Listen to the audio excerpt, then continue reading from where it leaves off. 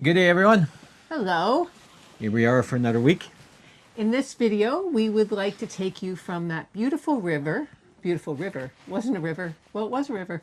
It was a creek river. We'd like to take you from the beautiful anchorage that we left you at last time, South River in North Carolina.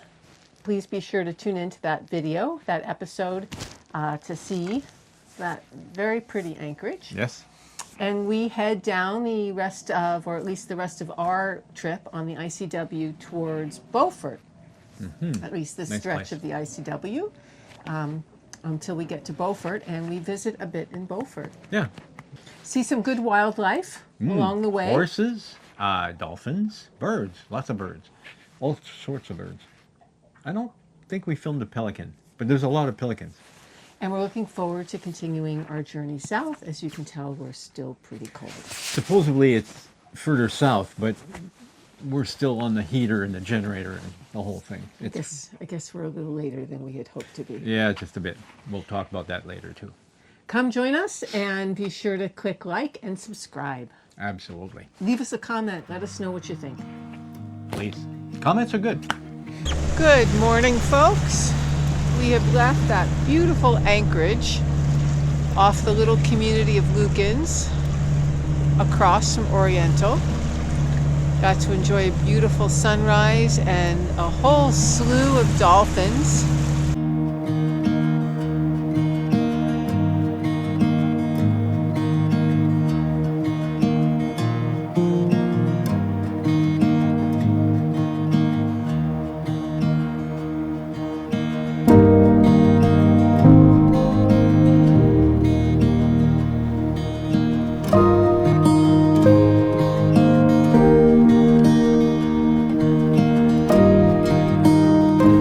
Feeding in the bay, that was very special. And that's Oriental over there. And we are now en route to Beaufort, North Carolina. And from there, we will await a nice solid 48-hour weather window to take us to Charleston, South Carolina. So I'm not sure how soon or how late that may be. There's quite a lot of systems coming in next week. There might be one before that, but if not, we will wait as long as we need to wait for a nice 48-hour window after next week. Beaufort is supposed to be a really neat marine sailing, boating community. So it'll be nice to hang out there if we end up hanging out there for a bit. Today, we go into what's called Adams Creek and a Skinny Winnie Canal. And we will end our time in the ICW once we hit Beaufort and get ready to head out on the outside. Thank you, ICW, for the inside passage around Cape Hatteras this time of year. And we're looking forward to seeing more of the ocean again.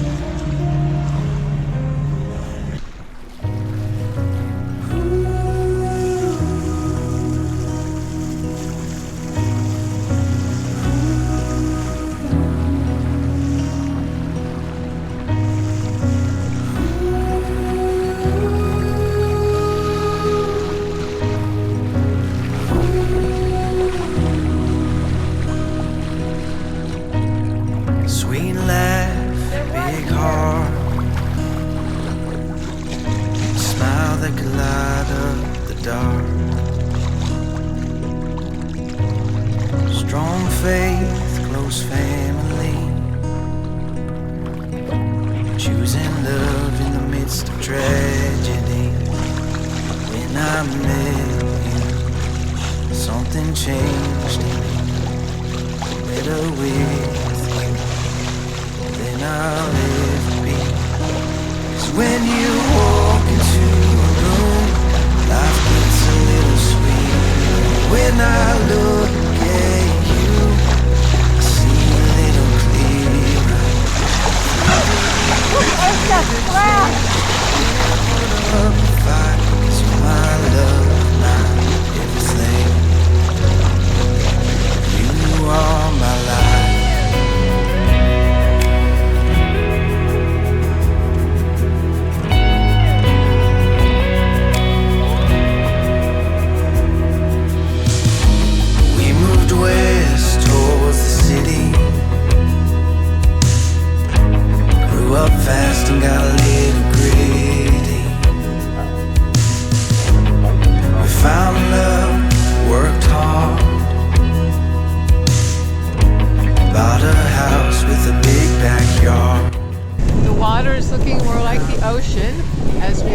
Beaufort because on the other side is the ocean. Than I'll ever be. 'Cause when you walk into a room, life gets a little sweeter. When I look at you, I see a little clearer. Through the years and every change, we'll put up a fight. 'Cause you're my love, my everything. You are my life.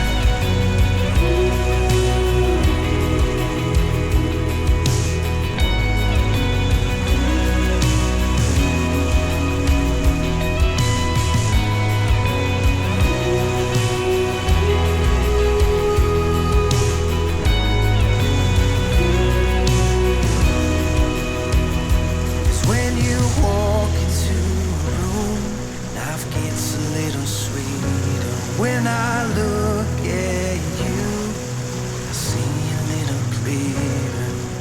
Through the years and every change, we'll put up a fight. 'Cause you're my love, my everything. You are my life. You are my life. You are my life.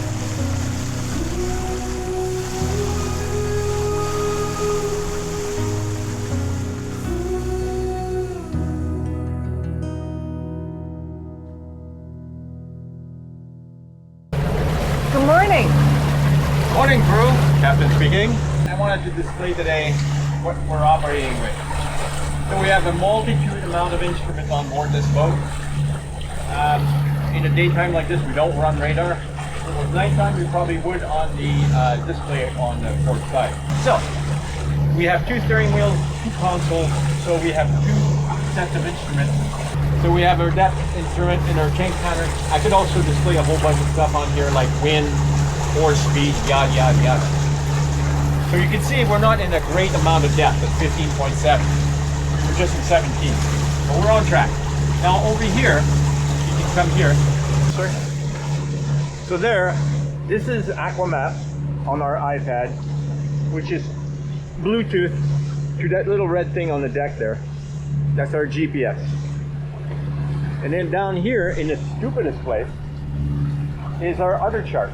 So what I do, I keep this one on a tight range, nice and close range, so I can see all the depth and I can see the track. And then I take this one and I put it on a large scale so I can see where I'm going, like what's going on in the future, right? And then I have all kinds of numbers on here. We have our speed over ground, force over ground, the depth again on here, and then I think that's mileage. And then on this side is my autopilot. Now we basically try not to deal with this on the ICW because the autopilot tends to veer off once in a while. And over here is our bow thruster, which allows you to move the bow left and right when you're in tight quarters. So that's it. And then let's go take a look at port side. Same thing, same display, and then the same thing with the depth, and you could have wind, you could have all kinds of things. It just goes on with menus after menus after menus. So, we wish we had more panel, or maybe we could have one out underneath the Dodger by the entrance. It would be nice to have a display there. And it would be nice to have one downstairs because you could go downstairs at night, make a coffee and still see radar charts and everything else. It would be nice to have. We're thinking maybe of moving the one on the port side to under the Dodger possibly and getting a repeater for downstairs or Right. vice versa. Yeah, that would be nice. We'll have to talk to Ray Marine about that. Because Ray Marine does make a good amount of really good instruments, and these ones are probably, I don't know, original. They do look a little old, and so it would be nice to have some newer stuff. And the next thing also would be to have a full enclosure. At this point it's nice and warm, the sun is out, but as we were coming down from the north, it was frosty, and I stood back here in full wet weather gear with the sweater, with a t-shirt, with long johns, yada yada yada. And heading off to Charleston will probably be a wee bit nippy. Yeah. So we really envy people that have a nice big enclosure. So yeah, that would be a nice thing to have. Sailing up and down the East Coast in enclosure in the fall, Right. especially, will be nice, and it will be nice for Europe too, I think, in the winter. And I think another addition is we have solar panels. You can't see them because they're sitting right here on top. They're flexible. Oh, there we go. Those are our solar panels. This is what powers our battery when we're not motoring. When we're motoring, the alternator puts in a little bit of power into our battery. Back here, on top of those davits, we're planning on putting a solid one across, like a 400 watt one or 375 watt solar panel. So just to add to the power that we're producing right now, we get a really good power input from those solar panels, and it charges the battery really well. And because we're very power hungry, we have Starlink, we have the computers, we have the phones charging, toothbrush are electric, everything is GPS, electric. iPad, yeah. So we're sucking up a lot of electricity, which would be nice to have a little bit more power coming in. So yeah, we also have an alternator, a higher output alternator. If I'm not mistaken, it's 120 amp alternator. Oh, 120. This one's a 40, so it's just a normal alternator. The other one's a 120, so I'm going to see if I can put that in at one point or another, so that when we're motoring, we're producing a lot more power. So yeah, I think those are the upgrades coming up, most of it. But yeah, just a good review of the cockpit and the instruments. Different charts are helpful in different regions. So Navionics is helpful in many regions. Along the ICW, the Aqua Maps that we're running on the iPad with what they call Bob's Tracks. Yeah, you can see it right here, the blue track. So we're almost right on track on Bob's track. Is very helpful, and we understand Aqua Maps is also very helpful in the Bahamas. Yes. The Navionics is also great. It's just not as detailed for things like the ICW and possibly the Bahamas. So yeah, that's about it. And as you can see, we're supposed to be in deep water. That's 18.7. Not bad. Lots of room. So we're about to enter the last channel of the ICW, which is actually not the ICW anymore. But It's an itty bitty teeny weeny little channel that we're going to wiggle our butt through and then go fueling and then sit tight until the next opening. in Beaufort. In Beaufort. Dennis is referring to the next opening to head out along the coast, a little bit offshore, to Charleston. Yeah, that will be fun. I'm sure that we're going to have fun doing that. It's going to be, we're hoping we can actually sail. That would be awesome. Which we wish we could do some of it. Actually, what's the wind like now? Well, we're almost in the channel. Yeah, I know. All right. Anything else? That's about it, folks. I think we've talked about all the instruments. That's it. Thank you very much.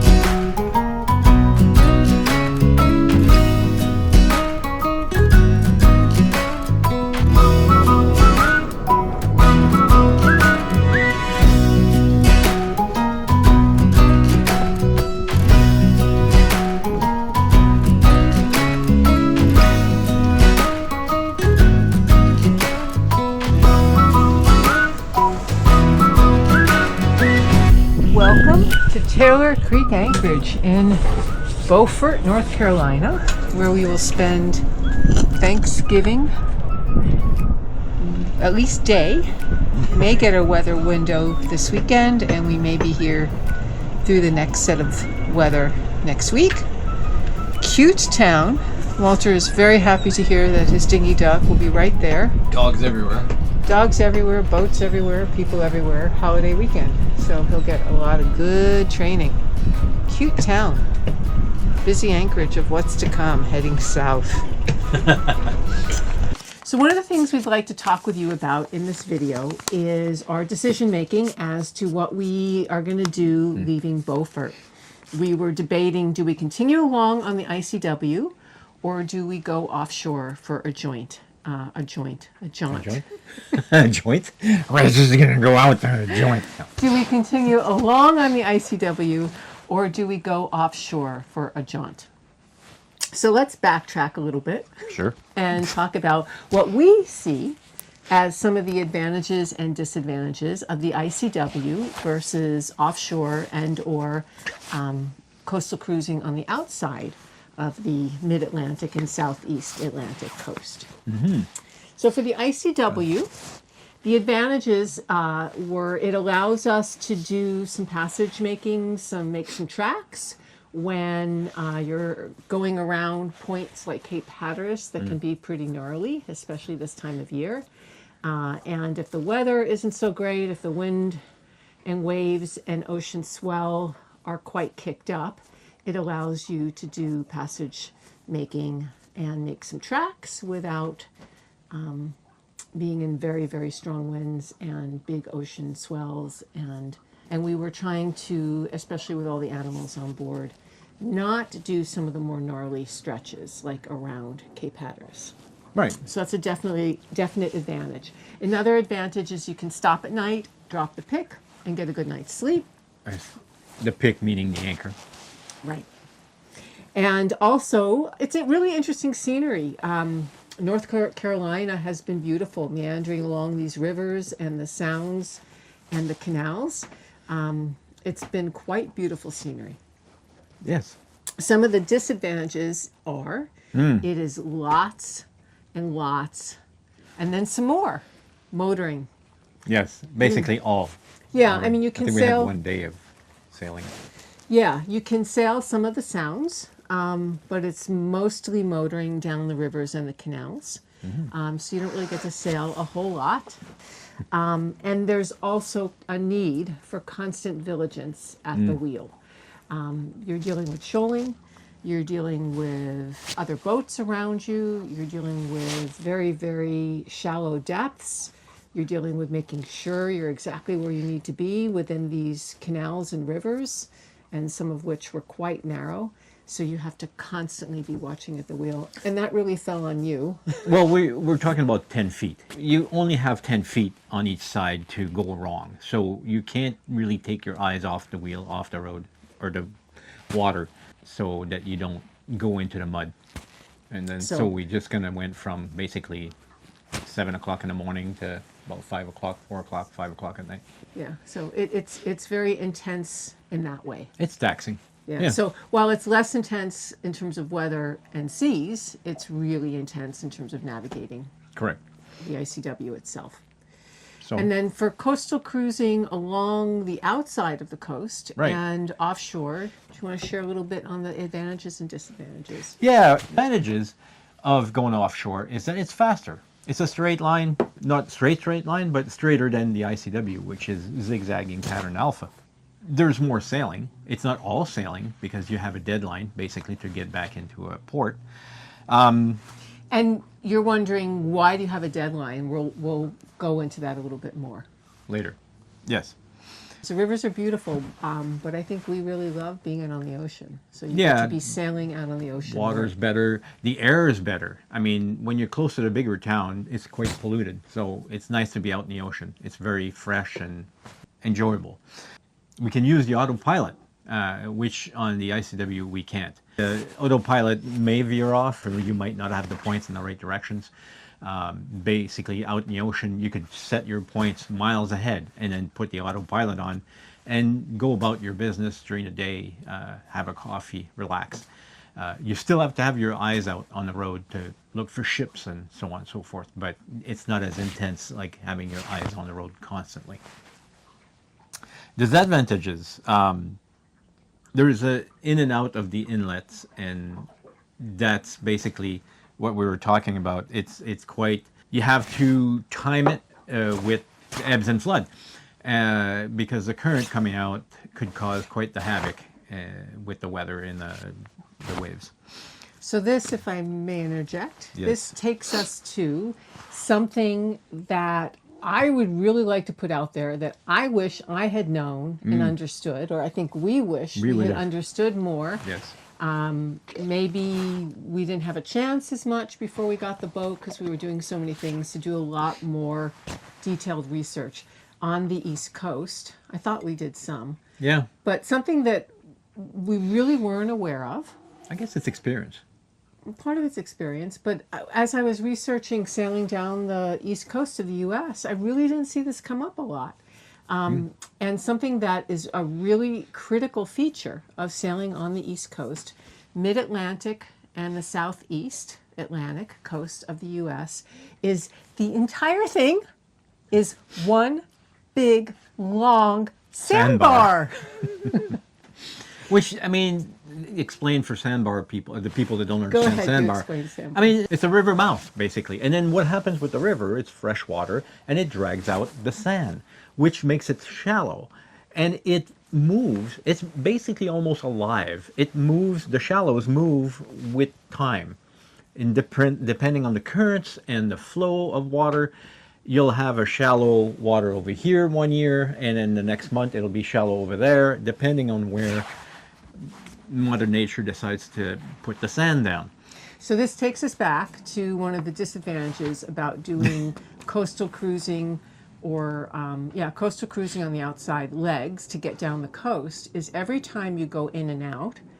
One, some people argue that the ICW isn't necessarily longer because you don't have to go in and out of the inlets. You Right. just go straight down. Right. So every time you want to go in or out to different ports along the coast, you have to pick an inlet where you can get in or go out, and you have to pick it during a time that the water is going in with you, Right. or you're going out with the water. So when the water goes out of the inlet, it's known as an ebb, and when the water flows into the inlet, it's known as a flood.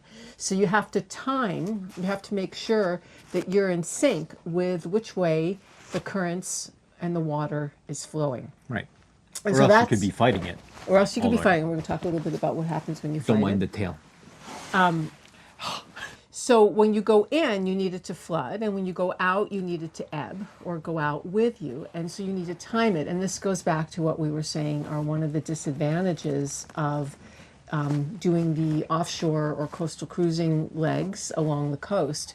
You can sail, but if you want to get there right when you need to, that the water's going in or out, or even better yet, that the water's kind of quiet, which is called the slack between the ebb and the flood, so that it's easier to get in and out of these inlets. Right. And we were familiar with currents and inlets and ebbs and floods big time Yeah. from the West Coast. Yeah.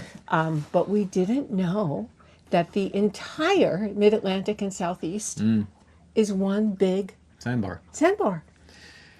The West Coast is not like that, though. They're not all Oregon. river mouth. Oregon, Oregon. yes. But, I mean, when you're coming into San Francisco, San Diego, and the whole coast of Mexico, they're basically big, wide open bays, and you don't really have to worry about that much. No. So- So this was new for us, and something we've been looking at. We have decided out of Beaufort, North Carolina, to do a leg on the outside down to Charleston. Right. And so we have been planning that passage for weather and for waves and for inlets and timing with currents. So going back to some of the disadvantages also for coastal cruising, the other disadvantages are that it tends to be a little colder when you're farther away and off in the water, and also you are doing night watches, which kind of has an advantage, disadvantage to it. So you have to, Yeah. what we mean by night watches is we tend to do 3 hours, Yep. where one of us rests for, or tries to sleep for 3 hours, and Right. one of us stays on watch for 3 hours. And the cool part is it's pretty awesome, I think, being out on the ocean at night. But the hard part is it's pretty tiring. Yeah, 3 hours is not enough to catch up on your sleep. So it's kind of, you're sort of rested, but when you wake up, you have another 3 hours to go, and it's really hard not to nod off all the time. Along the coast, there's a multitude of inlets. Some of them are designated as Class A inlets, meaning that they're open to ships traffic, they're very well dredged, they're wider, they're heavily used, like, for example, Charleston, and they're easier to get in and out. It's still helpful to time the incoming flood or the outgoing ebb or the time in between, which is the slack. And the other thing you have to watch is the direction of the wind to the direction of the water flow or the current. Right. So that was kind of new for us, and something I really wish we knew more about. Can you elaborate a little bit on why it is so important to time the floods, the ebbs, and the wind to current direction? Well, if the water's coming out of a inlet, let's say, and the wind is pushing against it, it will create steeper waves, which makes it absolutely uncomfortable, first of all. Can get dangerous. Can get dangerous. The bigger the boat, the better, but, if you have like a 20-foot boat, it kind of is disastrous. First of all, because the smaller boat have a smaller engine. You can't push as hard, but also because this is so rough that you just can't get against it. And some of these rivers really have high currents, up to 6-7 knots, right? We've seen that in BC, but in very narrow inlets. Now here, if it's an ebb and the wind's coming in, you're going to be fighting it. Again, you're fighting a current against you and the waves. So if you're going with it and the wind's coming with it, it's going to smooth things out. It's basically like, I can't remember what I would refer to, like sandpaper. You're not going against sandpaper, you're just going against glass. Going with the flow. Going with the flow, yeah, basically that's what it is. It's a little bit better if you're going in with the flood. Even if the wind's against you, you're going to have wave, but at least you're going with the current, as in opposed to opposing the current when you're coming in, and then you get the waves on top of it. So that takes a lot of timing because there's a cycle every 6 hours or so. That the water goes into the inlet and comes out, and then it comes in and then comes out. So that's basically what the whole deal is. So there's a lot of planning involved, which is fine. I kind of actually like the planning. I'm a planner and like organizing that stuff, but it really impacts. We love being out on the ocean. One of the advantages is being able to sail more. But here, if you're planning arrival and departure with currents and inlets, you've got to really watch your time and make sure you keep up a certain speed, which isn't necessarily easy to do when you're under sail. Right, exactly. When you're under sail, you're depending on the wind. So if the wind's 3 knots, you're not sailing. If the wind's 30 knots, then you're really getting rocked. You could go too fast or too slow, all depending on the wind. So when we're sailing, usually if we drop below 5 knots, you want to really put the engine on and help the sails along by motoring forward. Well, and often when we're out sailing, we've gone way lower than that.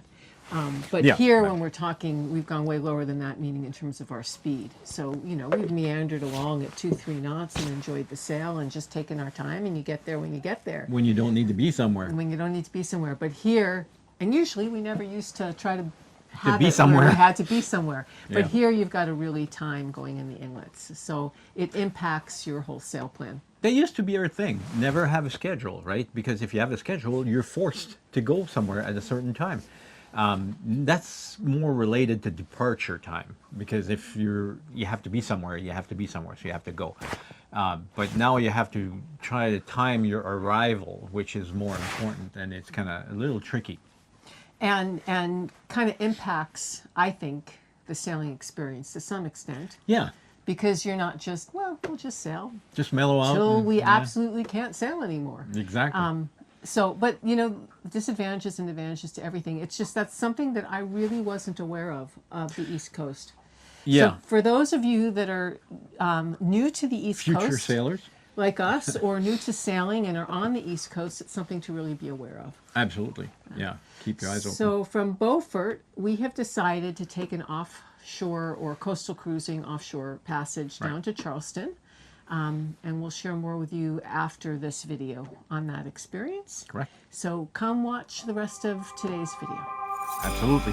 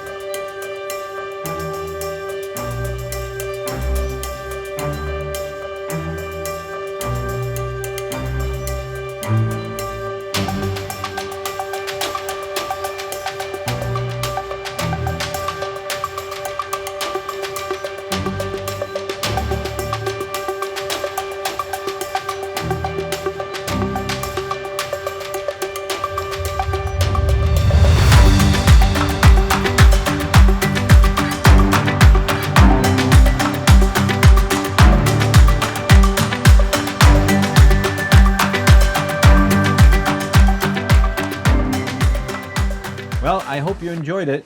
We did. So leave a comment down below. Let us know. What do you think? And then subscribe and thumbs up. That always helps. Thank you very much. We'll see you next week. You bet. See ya.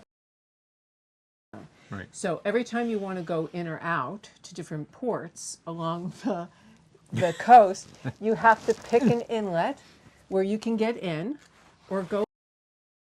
Here, it's not like it's really that narrow that if you go off 10 feet, you may help. Hang on a second. Could you quiet down? Thank you.